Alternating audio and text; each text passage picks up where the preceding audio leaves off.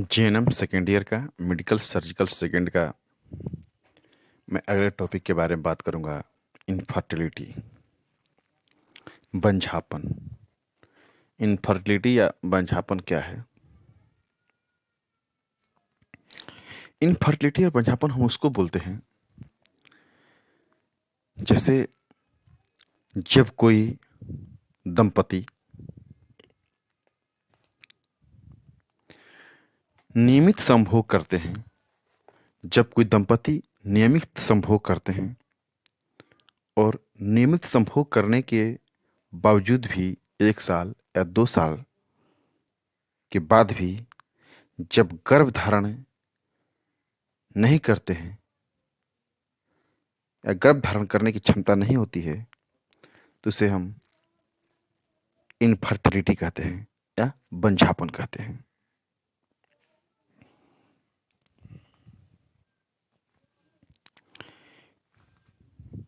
Infertility में होता क्या है कि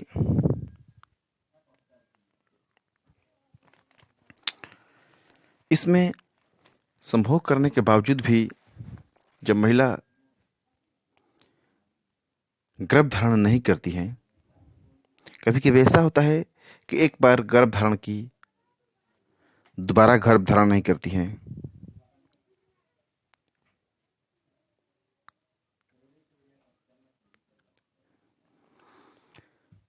एक बार कंसीव की, फिर दोबारा कभी कंसीव नहीं की। जो कभी कंसीव ही नहीं किया, ऐसी ऐसी परिस्थितियां भी आती हैं।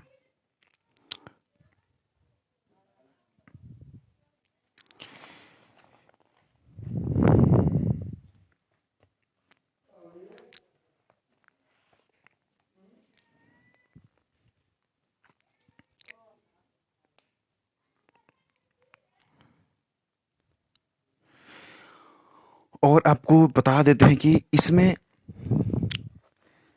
इस समस्या जो होता है,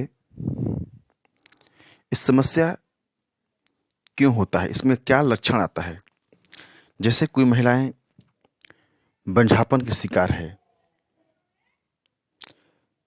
ऐसा क्यों होता है, इसका लक्षण क्या है? क्योंकि जब कोई भी लड़की किशोरावस्था में प्रवेश करती है तो उसके अंदर मासिक चक्र चलता है और मासिक चक्र की एक टाइमिंग होती है 28 दिन की, और वो साइकिल को कंटिन्यू चलना चाहिए। जो मासिक धर्म का साइकिल है, एमसी साइकिल है, वो कंटिन्यू चलना चाहिए। हर 28 दिन के बाद वो रिपीट होना चाहिए। लेकिन कभी कभी देखा जाता है महिलाओं के अंदर कि मासिक धर्म के बीच में, जैसे 28 दिन का टाइमिंग है,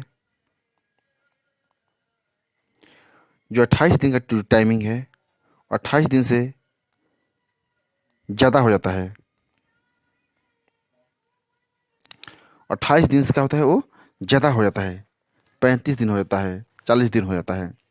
तो ऐसी स्थिति में आपको बंझापन का लक्षण हो सकता है और आने का संभावना ज़्यादा रहता है। बहुत सी महिलाओं में देखा जाता है तो बहुत कम टाइम के अंदर, मतलब 28 दिन है तो उससे पहले ही 20 दिन के अंदर महामारी 2 या 3 बार आ जाता है और समय से पहले आ जाता है। तो उसमें भी बंझापन होने का शिकायत रहता है, बंझापन होने का डर रहता है। बंझापन वैसे भी महिलाओं को आने का डर रहता है जिस महिलाओं के चेहरे पर यदि अचानक बाल आ जाता है,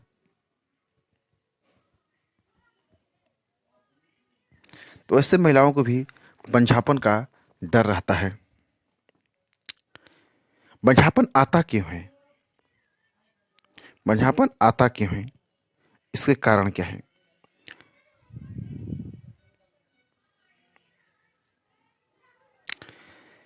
महिलाओं के जो गर्भाशय का जो स्ट्रक्चर होता है, उसमें एक फैलोपियन ट्यूब्स होती है।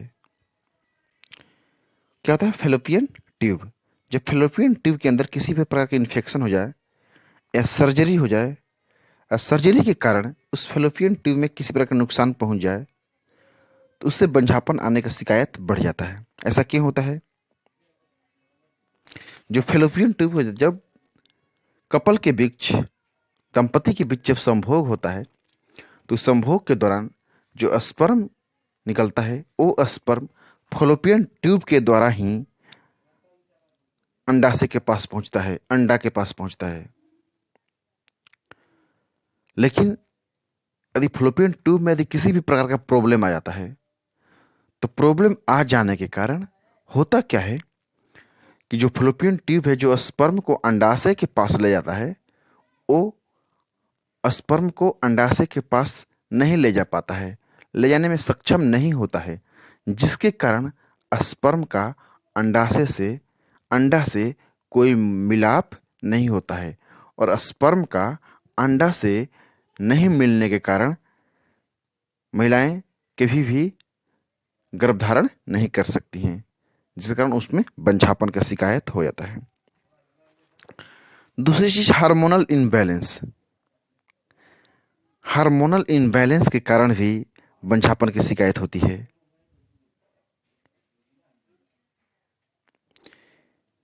क्योंकि हार्मोनल जब इनबैलेंस होता है जिसके कारण जो अंडा होता है, जो अंडा बनता है, ओवुलेशन जो होता है, जो अंडा बनता है वो अंडा ही नहीं बन पाता है और वो अंडा वो बाहर नहीं निकल पाता है। क्योंकि अंडा को बनाने में हार्मोन का बहुत ज़्यादा रोल होता है। लेकिन जब हार्मोनल इनबैलेंस होता है, हार्मोन प्रॉपर तौर पे काम नहीं करता है, तो उसमें क्या होता है कि हार्मोन इनबैलेंस के कारण जो अंडा होता है वो अंडा वो निकल ही नहीं पाता है और निकल नहीं पाने के कारण समस्या आती है कि अंडा बन नहीं पाता है। कोई महिलाओं को देखा जाता है कि हमेशा वो तनाव में रहती हैं। हमेशा तनाव में रहने से भी आपको बंझापन का शिकायत रहता है। यदि महिलाएं की उम्र बहुत ज़्यादा हो जाए, जैसे हम महिलाएं की उम्र 40 साल, 45 साल, 50 साल हो जाए, तो उस स्थिति में भी बंझापन का शिकायत हो सकता है। क्योंकि 40 साल के बाद अंडा नहीं बनता है, जिसके कारण महिलाओं में बंझापन का शिकायत हो सकता है।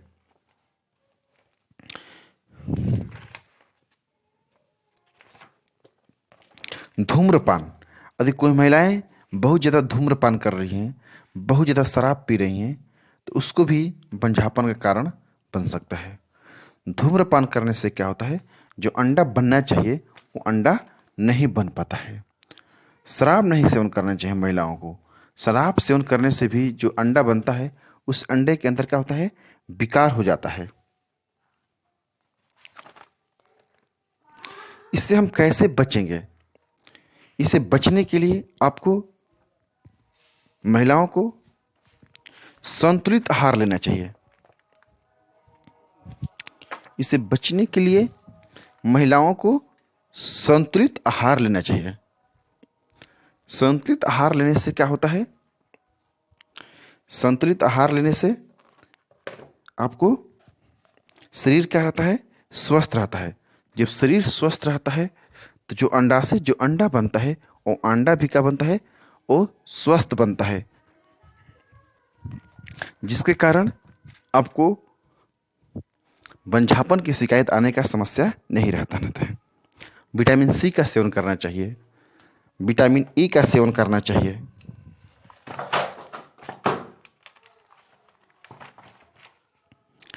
विटामिन सी का सेवन करना चाहिए, विटामिन ई का सेवन करना चाहिए।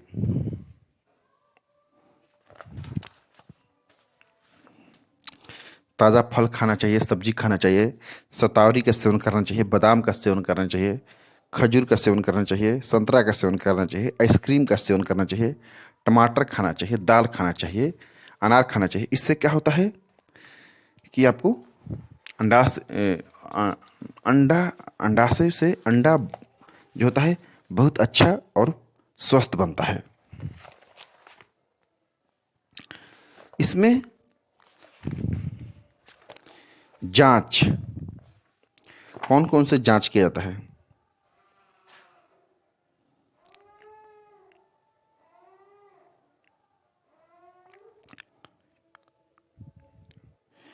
जैसे पुरुषों को जांच करना है तो पुरुषों को जांच करते समय पुरुषों को जो समान इतिहास है वो जानना चाहिए कि आपका स्पर्म बाहर आता है नहीं आता है। उसके बाद उस स्पर्म का जांच होता है कि वो स्पर्म जो है वो स्वस्थ है, हेल्दी है कि मरा हुआ है, कैसा है। इन सब चीज़ों का जांच किया जाता है। महिलाओं में क्या होना चाहिए? मोटापा कम रखना चाहिए। यदि मासिक धर्म इरेगुलर है तो इसका जांच किया जाता है कि रेगुलर है कि इरेगुलर है। ओवुलेशन मतलब कि ओवुलेशन होता है कि नहीं होता है। उसके बाद उसमें ओवुलेशन टेस्ट किया जाता है। ये घर पर किया जा सकता है। इसके लिए किट होता है। इस किट के द्वारा ओवुलेशन को टेस्ट किया जाता है कि अंडाशय बाहर निकलता है कि नहीं निकलता है। हार्मोनल टेस्ट किया जाता है। हार्मोनल टेस्ट में किया जाता है लुटिनाइजिंग हार्मोन और प्रोजेस्टेरोन हार्मोन, दोनों हार्मोन को जांच किया जाता है जिससे बंझापन को पता लगाया जा सके। एक्सरे किया जाता है। एक्सरे द्वारा क्या होता है, गर्भाशय के अंदर जो फ्लोपियन ट्यूब होता है उसके हिस्सा को देखा जाता है कि फ्लोपियन ट्यूब में किसी भी प्रकार का इन्फेक्शन तो नहीं है, किसी प्रकार का कोई प्रॉब्लम तो नहीं है। यदि ऐसा प्रॉब्लम है तो एक्सरे के द्वारा क्या होता है, कन्फर्म हो जाता है। उसके बाद प्लेविक अल्ट्रासाउंड किया जाता है। प्लेविक अल्ट्रासाउंड में क्या होता है कि फ्लोपियन ट्यूब जो होता है उससे पता चल जाता है। जो प्लेविक अल्ट्रासाउंड किया जाता है उसमें क्या होता है, फ्लोपियन ट्यूब का आता है। फ्लोपियन ट्यूब में पता चल जाता है कि फ्लोपियन ट्यूब जो है वो सही है कि नहीं, उसमें किसी प्रकार का रोग तो नहीं लगा हुआ, उसमें किसी प्रकार की इन्फेक्शन तो नहीं है, किसी प्रकार की प्रॉब्लम तो नहीं है। इसका उपचार कैसे किया जाएगा? उपचार करते समय जो कपल है, कपल को सलाह देना चाहिए कि हमेशा क्या होना चाहिए, मानसिक सबल बना के रखना चाहिए, वजन को नियंत्रित करना चाहिए, धूम्रपान नहीं करना चाहिए, मासिक चक्र समय संभोग करना चाहिए। जब मासिक चक्र चलता हो उस टाइम संभोग करना चाहिए, ताकि उससे क्या होता है, गर्भ धारण करने की संभावना बहुत ज़्यादा हो जाए। पुरुषों को बताना चाहिए कि पुरुष ज़्यादा प्रतिदिन संभोग नहीं करना चाहिए। यदि गर्भ धारण कराना है तो उस टाइम संभोग की टाइमिंग थोड़ा सा अंतर रखना चाहिए। किसी भी प्रकार का ऑपरेशन या अवरोध या ऑपरेशन नहीं कराना चाहिए जननांग भाग में, ताकि किसी प्रकार का इन्फेक्शन न हो, किसी प्रकार की दिक्कत न हो। उसके बाद नया टेक्नोलॉजी के अंतर्गत बंझापन को दूर करने के लिए आया है इंट्रा यूट्राइन गर्भधान। ये नया टेक्नोलॉजी आया है, इंट्रा यूट्राइन गर्भधान। इसमें क्या होता है कि स्वस्थ स्पर्म को गर्भाशय के अंदर ओवुलेशन के समय रखा जाता है। इसमें क्या होता है कि जब स्पर्म को क्या किया जाता है, जब ओवुलेशन होता है, अंडा जब बाहर निकलता है महिलाओं को, तो उसके अंदर क्या कहता है, स्पर्म को अंदर डाला जाता है। एक दूसरा है IVF intra ovulation fertility. IVF intra ovulation fertility, इसके अंदर क्या होता है कि महिला से अंडा लेकर और पुरुष से स्पर्म लेकर इनको क्या कहता है, बाहर एक इंक्यूबेटर में 3 दिन के लिए एक साथ रखा जाता है।